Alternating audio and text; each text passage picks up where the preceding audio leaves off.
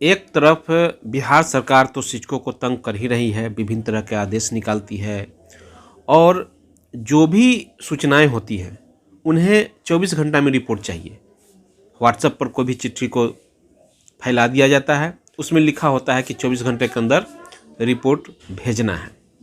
लेकिन 24 घंटे के रिपोर्ट भेजने में कितनी सारी परेशानियां हैं, लोग यह ध्यान नहीं देते हैं। लेकिन आदेश एकदम इतना अर्जेंट होता है कि हर समय 24 घंटा में ही रिपोर्ट की बात कही जाती है।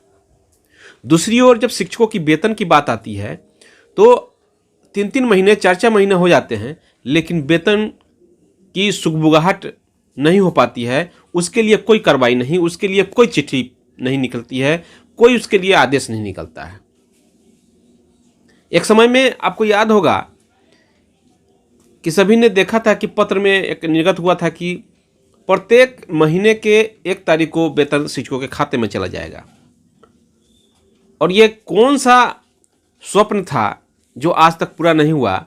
कुल मिलाकर कहें तो यह एक शिक्षकों को दीवा स्वप्न दिखाया जाता है कि ये है सुविधा, आपको ये मिल रही है सुविधा, आप बिहार सरकार के कर्मचारी हैं। जब काम निकालना होता है तो आपको बिहार सरकार के कर्मचारी घोषित कर देते हैं।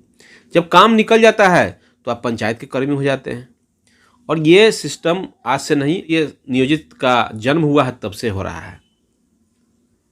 वेतन का स्थिति यह है कि अधिकतर जिलों में जो जीओबी के माध्यम से वेतन पाते हैं उनका वेतन लगभग 3 महीने से 4 महीने तक का बकाया है।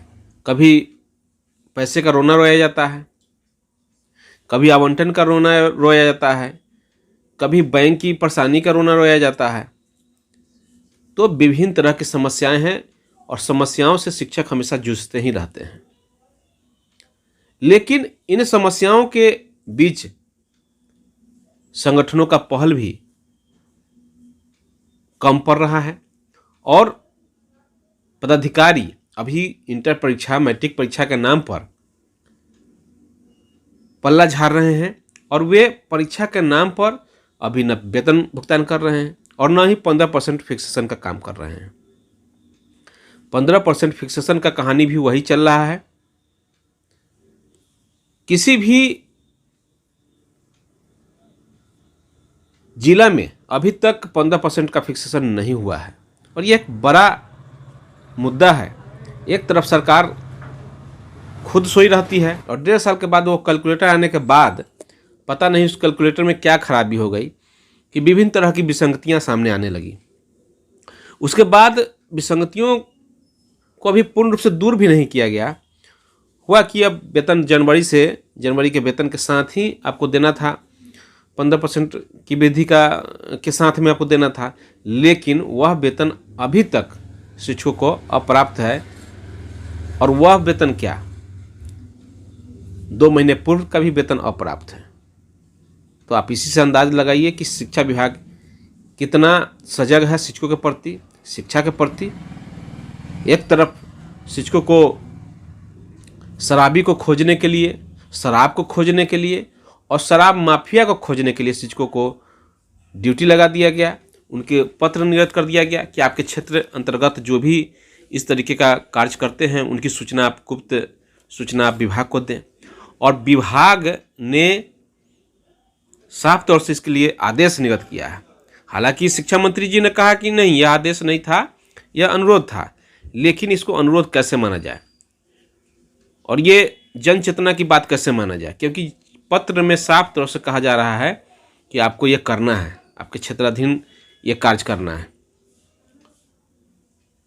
तो इन सारे मुद्दे को अगर देखेंगे तो शिक्षा विभाग जो है शिक्षकों के प्रति बिल्कुल ही उदासीन है और कोई भी कार्य शिक्षकों के मान सम्मान के लिए नहीं करना चाहती है, बल्कि उनका मान सम्मान कैसे घटे वही कार्य हमेशा करती रहती है।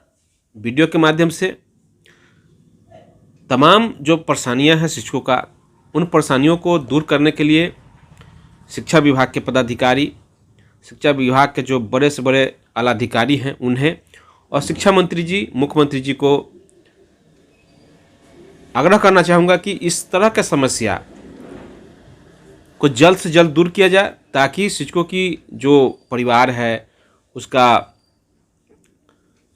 सामाजिक व्यवस्था है उसमें किसी तरह का कमी ना हो। जो भी आप आदेश निकालते हैं उसके पहले अच्छे से सोच समझकर ही आदेश निकालें, ताकि शिक्षकों के जो मान सम्मान पर ठेस न पहुँचे। आपने कई बार ऐसे ऐसा पत्र निकाला है जिससे हमेशा ही शिक्षकों का मान सम्मान के साथ कहीं न कहीं खिलवाड़ किया जाता रहा है। पूर्व में भी जो खुले में शौच करने वाले लोग हैं उनकी गिनती, उनकी निगरानी का ड्यूटी दिया गया था। उसके बाद आपने बोरा बेचने का जो तुगलकी फरमान जारी किया, उसके लिए भी बहुत सारा बवाल हुआ, शिक्षकों ने इसका विरोध किया, क्योंकि बोरा बेचना और पूर्व का पुराना बोरा बेच करके पैसा देना, ये कहीं से भी अगर बोरा नहीं बिकता है तो कोई शिक्षक कैसे बेचेगा। और एक शिक्षक ने जब वो बोरा को जब बाजार में उन्होंने बेचा तो उसके लिए कार्रवाई कर दी गई, उन्हें सस्पेंड कर दिया गया। तो इस तरीके का आदेश नहीं निर्गत किया जाए जिससे कि शिक्षकों के मान सम्मान पर कुठाराघात हो, उनके साथ बुरा बर्ताव किया जाए। इस तरीके का आदेश बिल्कुल ही निर्गत न किया जाए। मैं शिक्षा विभाग के तमाम उन बड़े पदाधिकारियों को और शिक्षा मंत्री जी को इस वीडियो के माध्यम से उन्हें बताना चाहता हूं कि जो शिक्षक हैं, आप उन्हें राष्ट्र निर्माता कहते हैं तो उन्हें राष्ट्र निर्माता ही बने रहने दीजिए, और बच्चों को जो पढ़ाई का कार्य है उस कार्य को छोड़ करके अन्य किसी कार्य में नहीं लगाया जाए तो ज़्यादा बेहतर होगा, ज़्यादा उचित होगा, और यही शिक्षक के मान सम्मान में बढ़ोतरी करने का काम करेगा।